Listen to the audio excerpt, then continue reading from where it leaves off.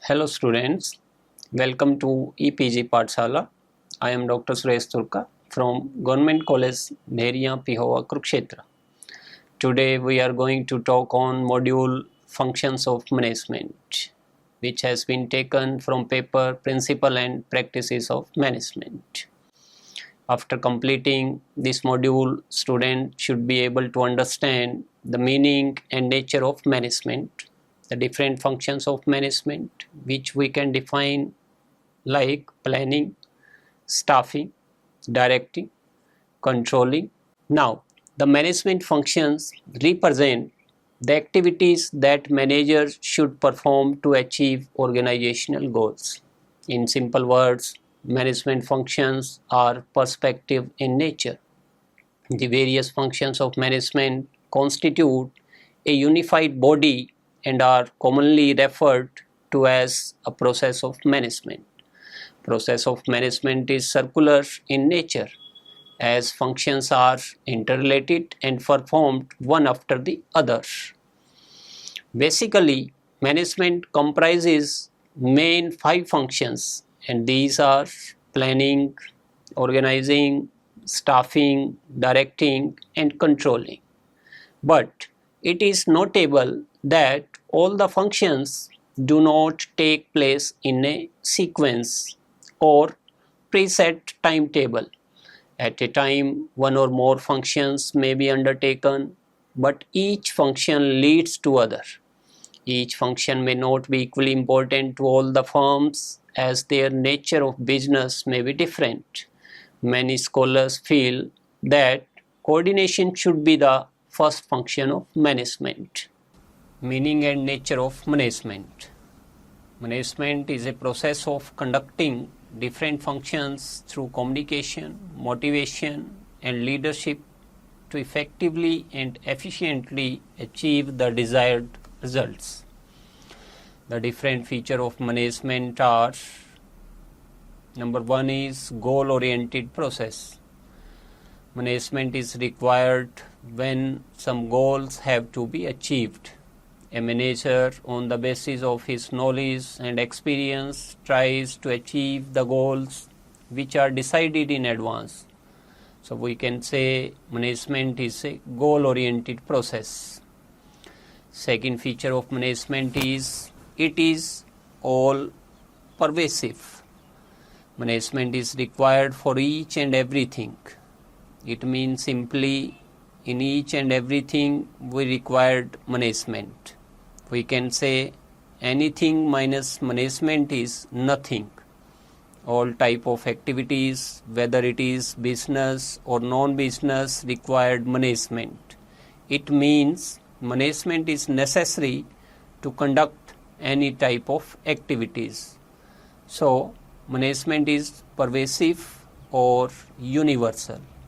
We can say it includes in each and everything.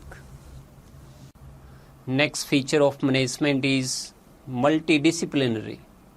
Management is multidisciplinary, which means that it is deeply indebted to various other disciplines from which it has gained considerably.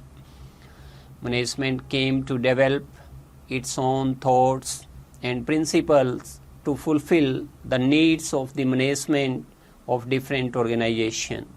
Integrated knowledge of various subjects like psychology, sociology, anthropology, economics has made a valuable contribution to the management. So we can say management is multidisciplinary. Next feature of management is continuous process. The various managerial activities cannot be performed once for all, but it is a continuous process. A manager is busy sometimes in doing one managerial activity and at other times some other activity. So, it is very simple to say that management is a continuous process. It is going on and on. Next feature of management is group activity.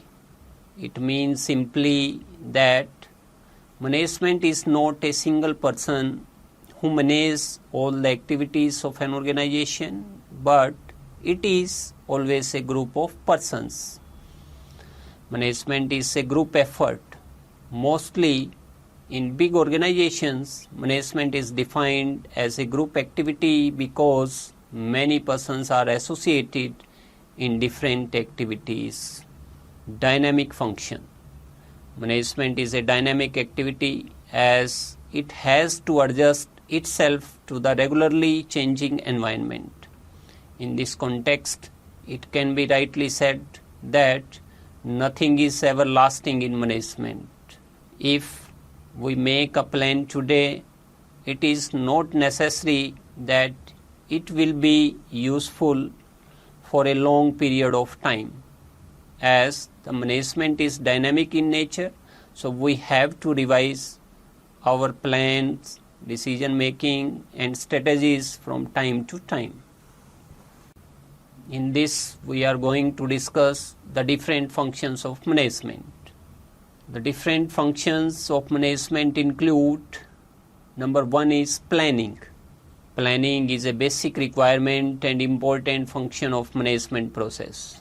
Planning is the determination of a future course of action to achieve a desired result.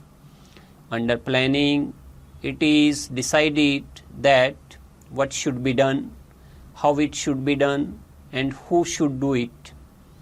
Before starting of a job, all above mentioned activities must be considered. Otherwise, the objective of a business cannot be achieved. So, planning is the primary and foremost important function of management. Now, we are going to discuss the process of planning. It includes, number one step is there, that is the setting objectives. This is the first step in planning process. In this, objectives are laid down after identifying the opportunities available to a business organization. Objectives are the key point of the process of planning, and the objectives should be clear, definite and simple. Process of planning. Dear student, as we already discussed the first step of process of planning, and that is the setting objectives. Then the second part of the process of planning is developing premises. In this, various factors which affect the activities of an organization are determined. These are the external and internal factors. External factors have no control and may be the policy of the government, competition, change in customer habit, change in market situation, etc. On the other hand, internal factors include capital, labor, machine, raw material, etc. Planning premises point out the business environment in which the plans will operate. Then there is the third step in the process of planning. Under this, we are identifying the alternative course of action. So the name of this step is to identify the alternative course of action. The next step in planning will be choosing the best course of action. There are a number of ways of doing the things. All the available alternatives should be studied and then a final selection will be made. Best results will be achieved only when best way of doing a work is selected. Next step in the process of planning is evaluating alternative courses. In planning, after choosing a course of action, the next step will be to make an evaluation of those courses of actions. Evaluation will involve the study of performance of various actions. Various factors will be give weightage against the each other. A course of action may be stable, but it may involve huge investment, and the other may involve fewer amounts, but it may not be very profitable. The evaluation of various action patterns is essential for proper planning. Next step is selecting the best alternative. After analysis of different alternatives, the best one is selected. Keeping in view the uncertainties of future, it is justifiable to select more than one good alternative course. In case if one alternative is fails, the other may be implemented and failure may be averted. As we are going to discuss the process of planning, in this the next step is implementing the plan. The planning should be put into action so that business objectives may be achieved. The implementation will require establishment of policies, procedures, standards and budgets. These tools will enable a better implementation of plans. Last step in the process of planning is follow-up action. The process of planning does not end with the implementation of plans. The plans are formulated for future which is uncertain. There must be a constant review of the planning to ensure the success. In this step, each and every plan after a short period of time must be reviewed, and then the drawbacks of that plan should be removed. Importance of planning. As we all know, planning is the primary and important function of management, and it have the importance for any organization in the following manner. As we all know, planning is useful in coordinating all the activities of the organization. It establishes a coordination between the different functions as well as between the different policies and resources of the organization. Next importance is higher degree of rationality and order in organization is possible with the help of planning. Planning also establishes economy in business. It means simply it minimizes the cost of the business organization. It also helps in achieving the management by objectives. It is useful in minimizing the future uncertainties, and it also ensures the effective control. Dear students, organizing is the second function of management.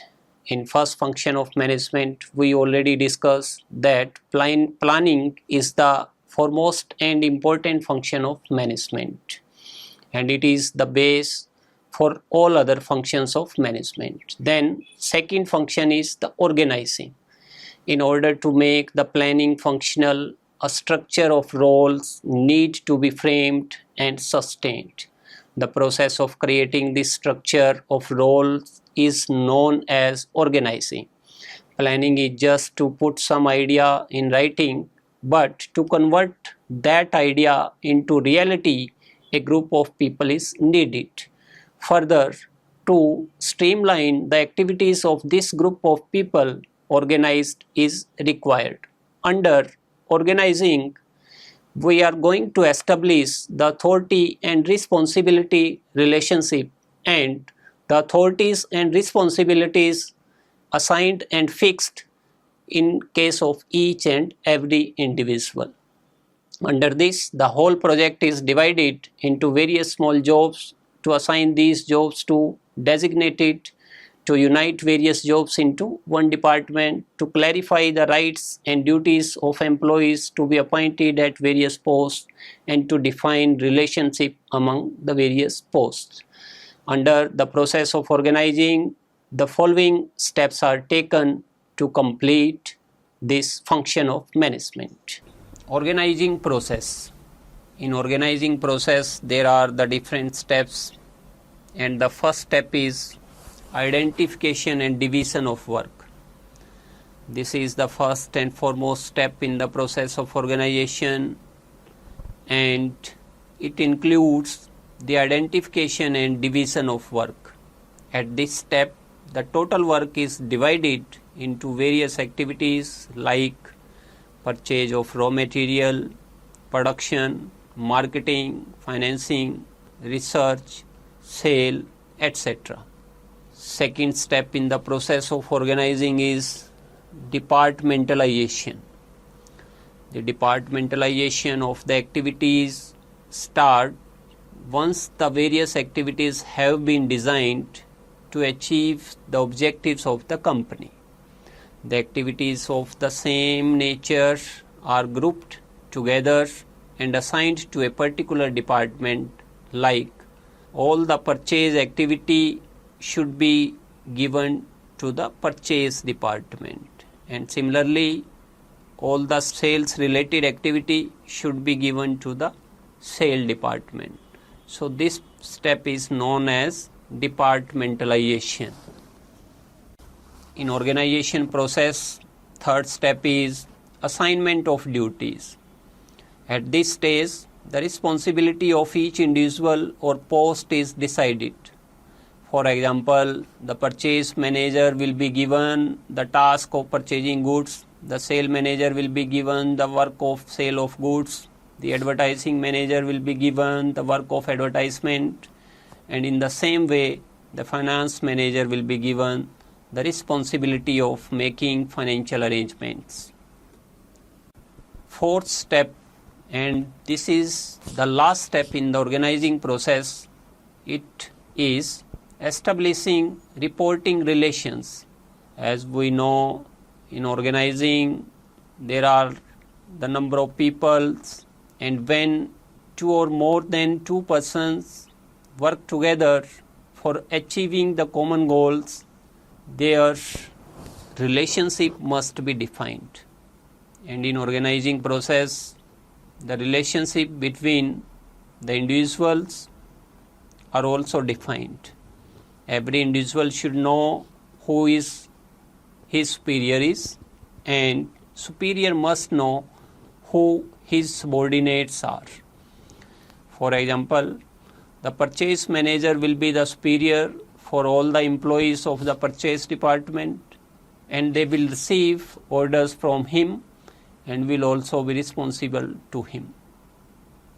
There are some basic requirements in organizational structure, and these requirements are: the objectives of the organization must be decided, the employees should be motivated and communicate. To analyze, appraise and measure performance, the duties of the employees should be decided. Organization is also required to develop human resources and to develop them according to the requirement of the organization. The third function of management is staffing. It refers to knowing about the manpower requirements in the organization and fill the various posts with stable employees.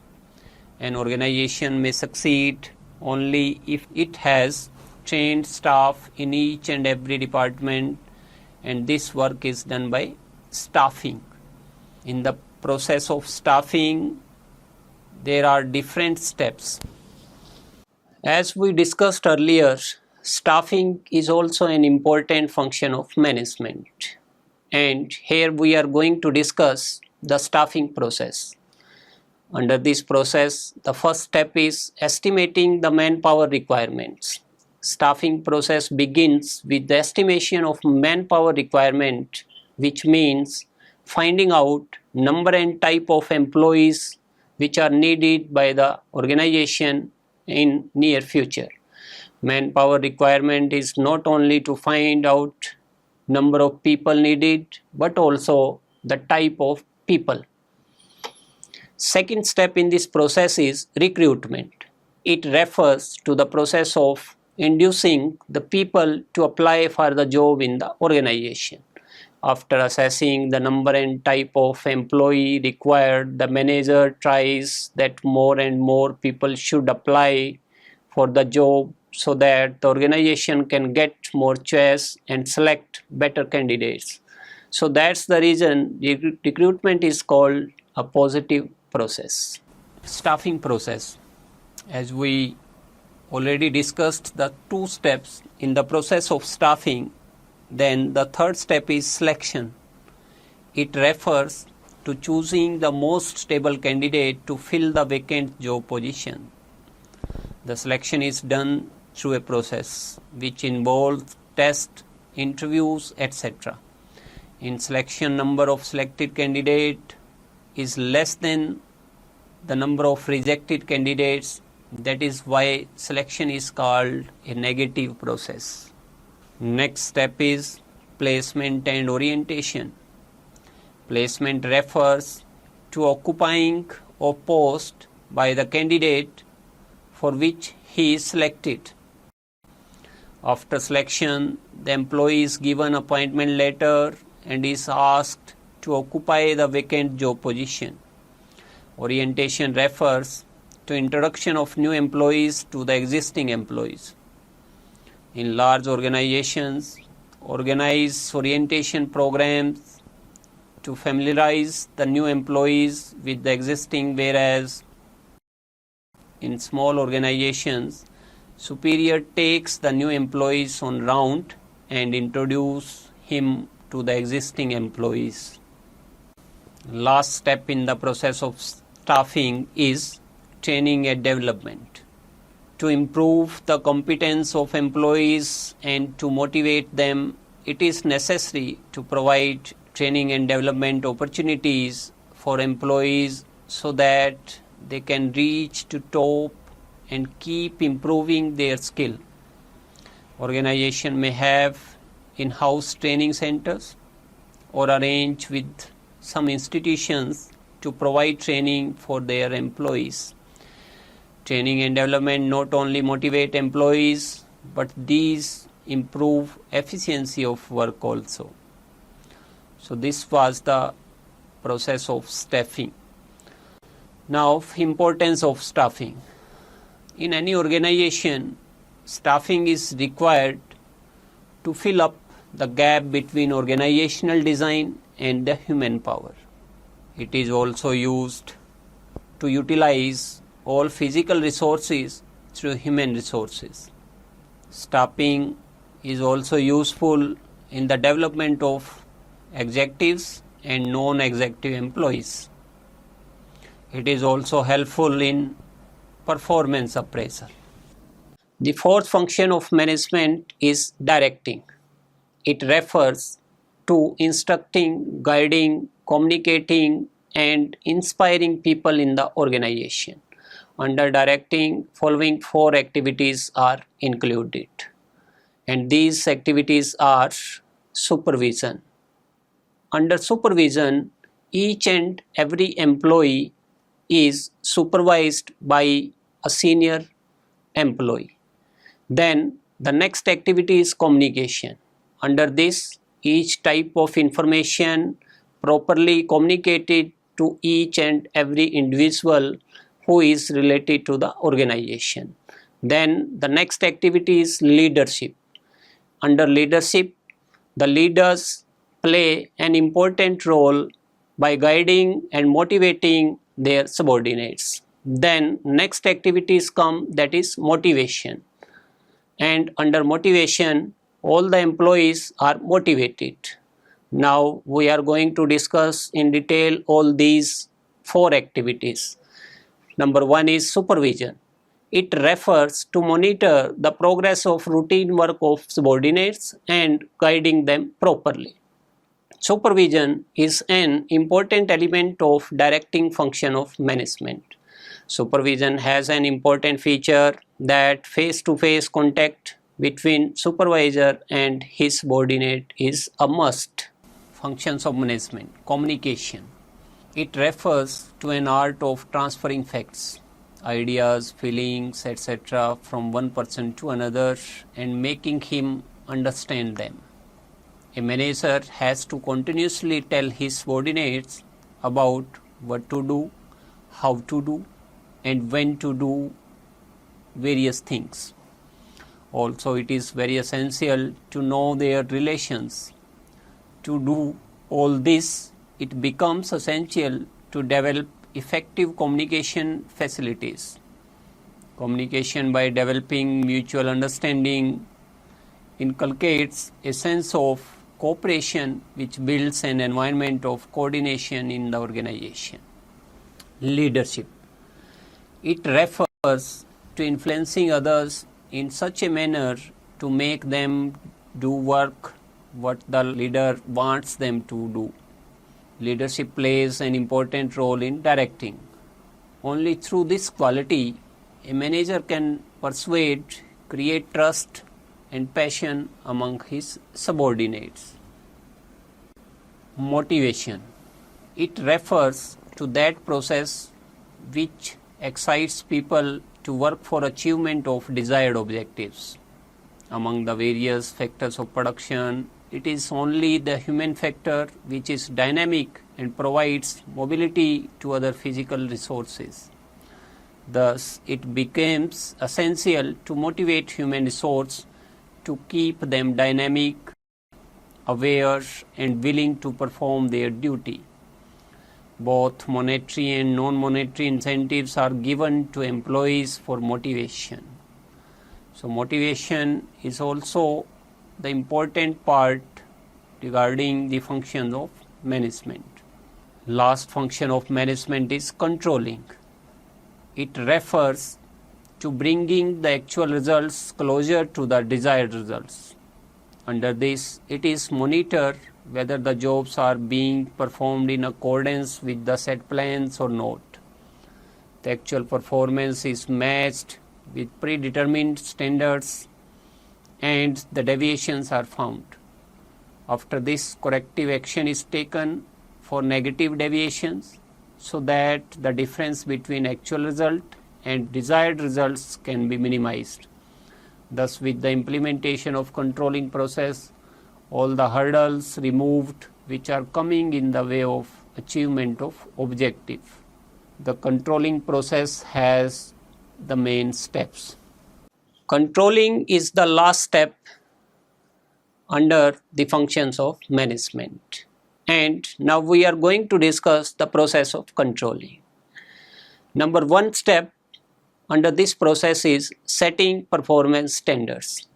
Every enterprise plans its activities in advance.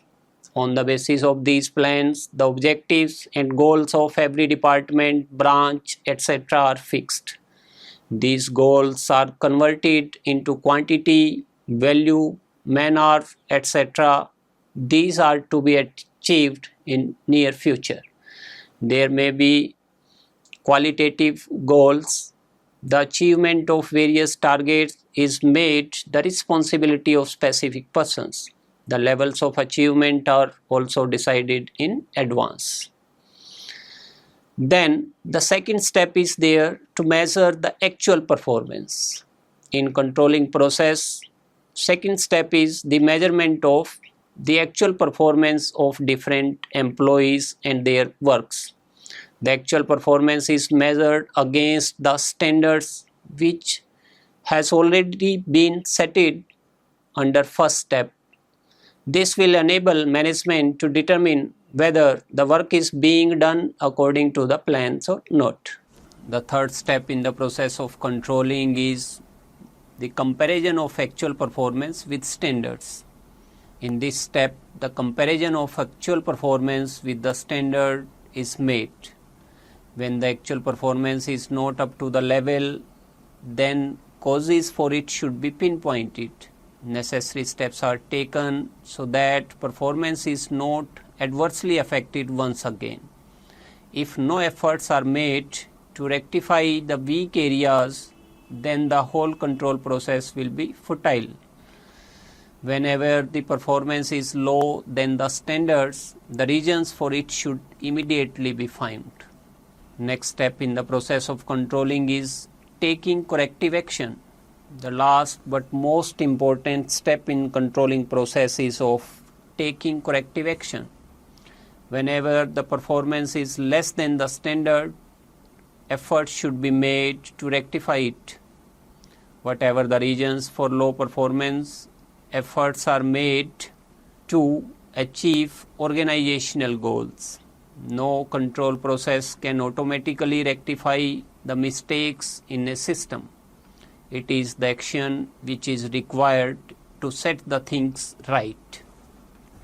Importance of control. The importance of control may be discussed in the manner as it is the basis of planning. There is no importance of control without planning, and there is no meaning of planning without control. Control is also provide the basis for appraisal. Control ensures the performance according to predetermined standards. Control is also useful in making the coordination between different departments and between the different jobs. Control is also useful in decentralization. Effective control leads to greater organizational effectiveness. So this is the importance of control. So students, let's now summarize what we have learned in this module. The various functions of management constitute a unified body and are commonly referred to as a process of management. Process of management is circular in nature as functions are interrelated and performed one after the other. Each function leads to other. Each function may not be equally important to all the firms as their nature of business may be different. So it depends upon the nature of the firm, their size and many other factors according which we are going to decide that which type of function is important for a particular firm. Thank you.